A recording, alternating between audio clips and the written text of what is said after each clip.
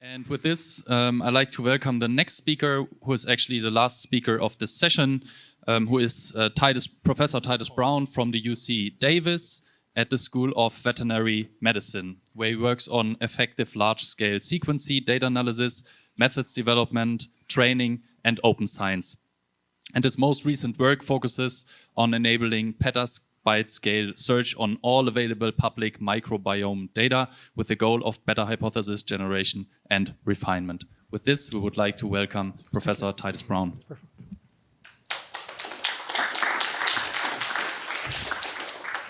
Great. All right. Oh, and the microphone's working too. Great. Hello, everybody. So I'm Titus. I'm going to talk to you a little bit about sort of community of practice and how we can get some of these techniques to stick.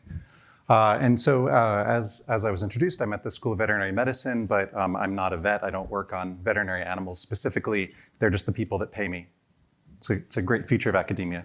My slides are available online if you're interested. So I think my talk might fit in nicely with this session, which I wasn't necessarily expecting. So it's a nice surprise. I think a great deal about how we actually drive adoption of good techniques. To paraphrase Fernando, we all know it's good to brush your teeth. How do you teach people to brush their teeth when they've spent the first 20 years of their life not brushing their teeth? How do we get them to eat their Wheaties, right?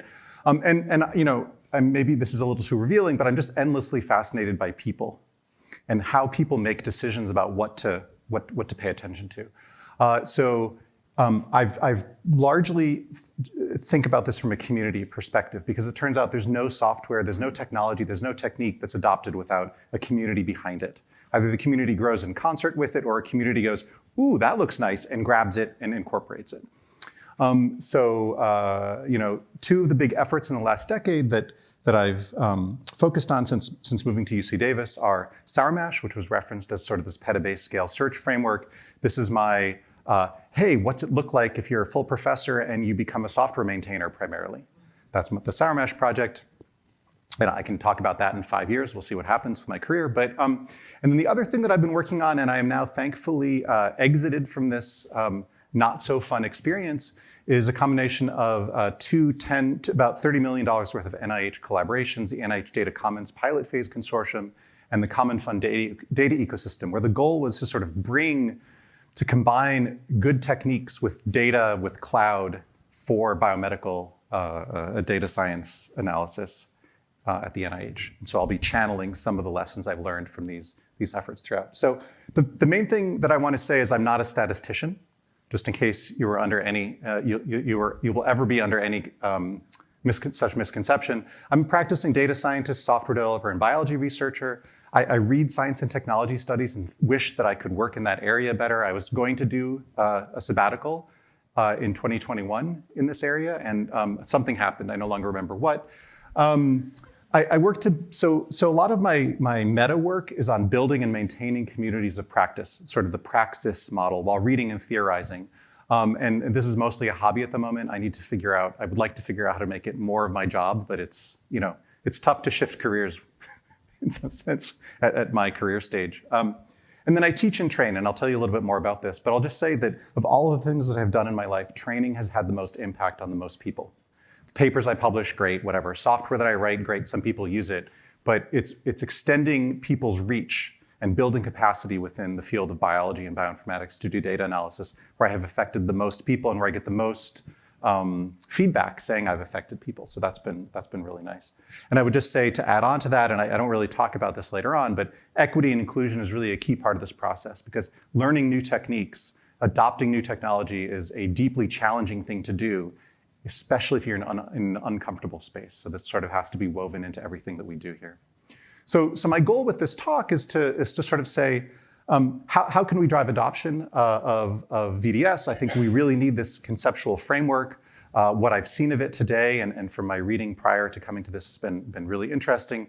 I love, I think 3 or 4 different speakers have all said stability sounds like a really great approach to thinking about things. We need more of that. And I'll touch on sort of the conversation that Ben and Fernando had in a second.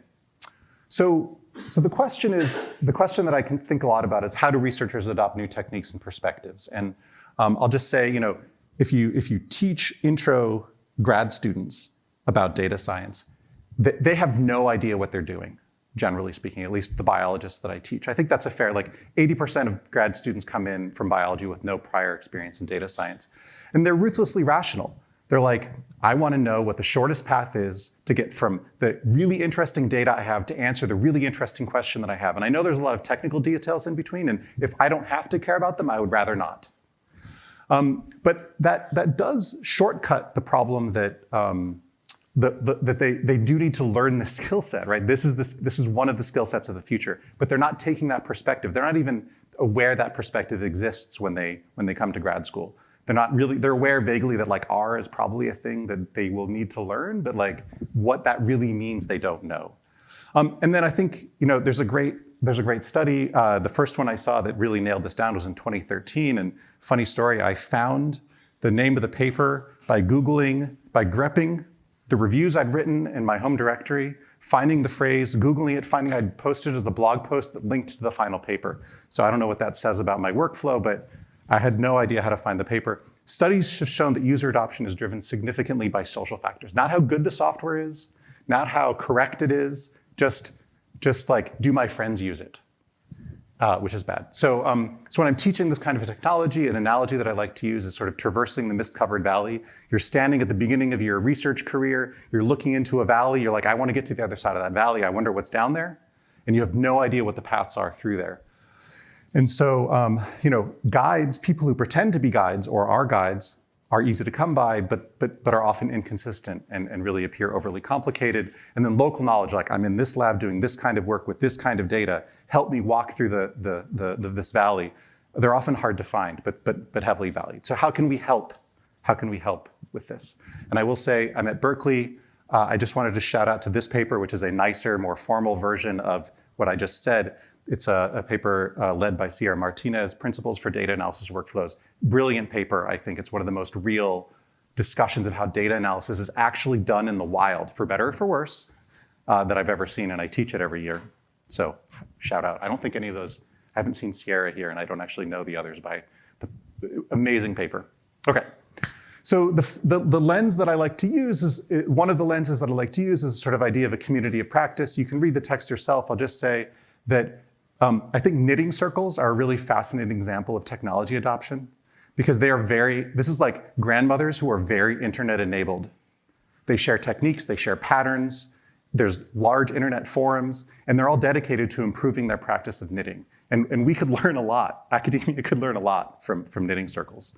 But basically community practice is how do I do this thing better? Not what is the right thing to do, what's the right technique to bring to it, but how do I achieve my end goal better? I like to think about R and Python as sort of intermingled communities of practice, where there's R, and then like within R, there's tidyverse, and then within or adjacent to tidyverse, there's R Markdown. That's joined on the Python side by SciPy and its ecosystem and Jupyter Notebooks. And these are sort of not really hierarchical relationships exactly. You can think of this as Venn diagrams. And then there's domain-specific practices, and each domain invents its own way of picking up these technologies and using them. And thinking about this really actually brings a lot of clarity to the way information is shared and the value of the competition between the different communities and so on, where R is borrowing from Python and Python's borrowing from R, and it's fantastic. It drives a lot of innovation. And I can actually talk to people who use R packages, and they can talk to me because we're all trying to solve the same set of problems, just using slightly different syntax. So I think this ties into Ostrom's nested enterprises as well. I'd be happy to talk about that later. So, okay. So how would you enable and support a community of practice to do this veridical data science? So and these are all things that I think academics tend not to do, right? So this is sort of an antithesis for the professors in the audience. So think like a newbie, right? Quick starts before you write the documentation. Develop materials for large language models to ingest. I'm working on a book on a snake-make workflow system because I think it's what a lot of biologists need to learn. I don't expect really anybody to read the book. I expect them to Google to find things, and I expect them to ask ChatGPT, who will have read my book, and hopefully give them the right answers. That is the future. I don't have any control over whether people use ChatGPT, so my job is to produce the best possible information for ChatGPT to ingest. I'm like, this is like a downer, kind of like, anyways. But anyway, Another thing that I've done a lot of is running short course and hands-on training workshops. These enable new users, identify and fill gaps in your technology materials, help you discover new use cases, and ultimately change the world. And I think this is a nice analog to the sort of more intensive, more effort-intensive work that Fernando spoke about so well in teaching. Iterate rather than overthink. We're all great at overthinking. Just keep on pedaling. And then a sort of interesting challenge for academics, like support other people taking ownership of your ideas. If someone comes to you and repeats your idea back to you in their own language, you've won. As long as you don't tell them, actually, I thought of that, because then they will be like, oh, well, I'm not interested in it anymore. So really, if you want to change the world, accept that other people will take your code, take your approaches, adopt them, change them, rename them, but you can rest content, smug in the notion that you were the true creative originator and you've won, right? And I have an NIH anecdote where this exactly happened to the program officer who'd been espousing a particular approach for a decade. He said, what are you complaining about? These people are parroting back what you've been telling me for 10 years. And they're putting money behind it. Win. Plugins for software are a great way to help do this, enable this kind of thing.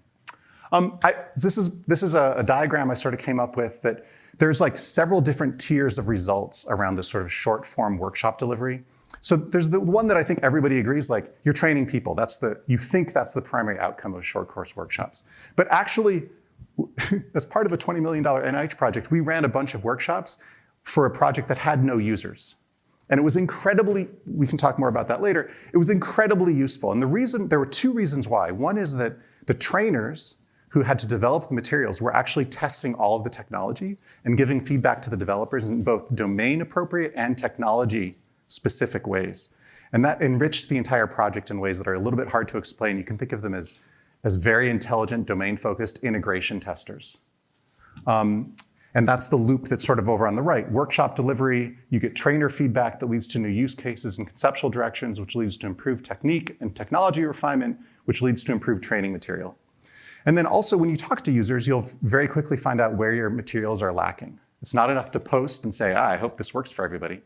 You run it by them, you look at their eyes as they register incomprehension, and then you fix the incomprehension. And you've made it possible for people to Google your materials and use it without ever talking to you. And that's where you have a lot of outsized impact. If you prefer a slightly crunchier version, crunchier focus, this speaks to something that Bin and Fernando talked about. So build libraries and tools that really demonstrate, articulate, and embody the principles you want to drive home. For example, I don't want to have to invent a new visualization for stability analysis. If there was a way to say, I ran stability analysis, here's a standard visualization, I don't know, it's round, it means I don't have a lot of instability, and I can put that in the appendix, I will do that, and everybody will know how to read that diagram. And it doesn't have to be more than like 5 lines of matplotlib code, right? It can just be, but it can be there, and it can be standard, and it can be something you plug in. And that's what I think is the kind of thing that we need in this area. Documentation that meets multiple conceptual needs. I'm actually a big fan of this framework. I don't know why they called it diataxis, but if you Google diataxis, it's a great quadrant-based, 4-quadrant-based documentation framework that we're using for Sour Mash. And then just tutorials and quick starts that are routinely tested.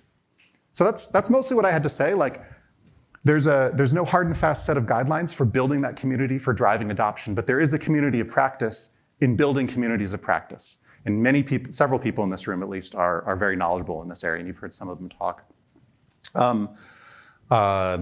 Basically what I'm really trying to say is the social aspect of technique and technology adoption matters a great deal. It's undervalued in academia, but if we actually want to effect change, this is what we have to pay attention to.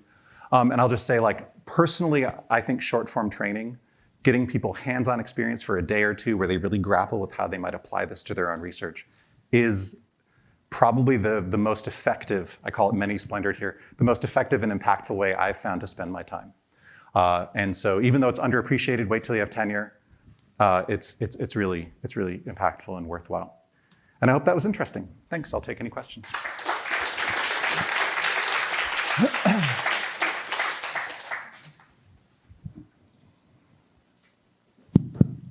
Perfect. I think for any community of practice, it gets back to the example I used, the public good problem. How do you ensure active contribution from member towards toward the public good, like a share. I think for community of practice, the most important thing is that it cannot just be one person keep contributing. What is it? Right. I sort of have a couple different half answers for you. So one is, if your technology is useful to people, some of them will want to contribute back. A lot of the time that turns out to be graduate students. I don't know if you noticed, but I believe both Jupyter Notebooks and our Markdown were started by graduate students who were presumably seeking some form of validation and utility in their life. It's not something that a lot of grad students feel when they're doing their PhD, right? Most open source software in the 2000s in the scientific ecosystem space was written by graduate students, because doing a PhD is so hard and so invalidating that writing software that hundreds or thousands of people use, are you nodding? Yeah, okay, is a thing. So that's one thing, like graduate students love to spend their time contributing. And then I think that's my main tip. We're faculty. Like, if you can't get another faculty member or lab to sign on to what you're doing, then you may need to change your pitch, right? There's an adoption component to that. How do you advertise what you're doing and ascertain that it's useful to people? And one metric is other people pick it up and use it. I think you hinted on one of the slides. Equity and inclusion is the key, right? So if the community is not equity minded, then eventually it will collapse, because if members are not contributing equitably, and then they're bad actors, then that can really change the culture of the group. Yeah. I was hoping that you would mention some of that in your slides. So I have some blog posts on it. I would just say I was using equity in a different manner, which is that if you make the materials accessible to everybody, then people that don't come from R1s will be able to pick up and use your tools, and thus we won't be perpetuating the restriction of these advanced techniques to technology-rich and wealthy institutions. So that was the sense that I was using equity. And there is a different aspect that I call it extractive contributors. People who are like, hey, I'd be happy to contribute some documentation if you just spend 3 months implementing my favorite feature, and then they contribute a 1-line, a 5-line README or something. And that happens a lot in open source projects. And that's sort of more on the side of how do I avoid my community becoming extractive of me? And one answer, Yue said this, is I'm going to stop evolving my software, because that way I can focus on the things that matter to me rather than things that matter to my users. That's maybe a misparaphrase of what you said. It's sort of one of the things I took away from that. It's a hard question. I don't have an easy answer. There's one more question in the front. And I would say Jupyter has struggled with this as well. So it's not, if there was an answer, Fernando would have said it. Great sharing the experience. Can you say something? What are the not to do's? Like you said a lot of what we should do, but what are the things we should not make the same mistakes? Gosh. That's a good sign then. I think there is a weird, I came to academia from open source. I was an open source developer before I became a graduate student. And then in grad school, I started merging open source and science. And I think that there's a weird assumption that being right is enough. And we see plenty of examples where people who are wrong succeed. And we see plenty of examples where people who are right do not succeed. So I think it's really, for me, the fundamentalist statement is, I can be right and not useful. I would rather be less right, but more useful, personally. So I don't know. Well said. Thank you. There was one more question in the front.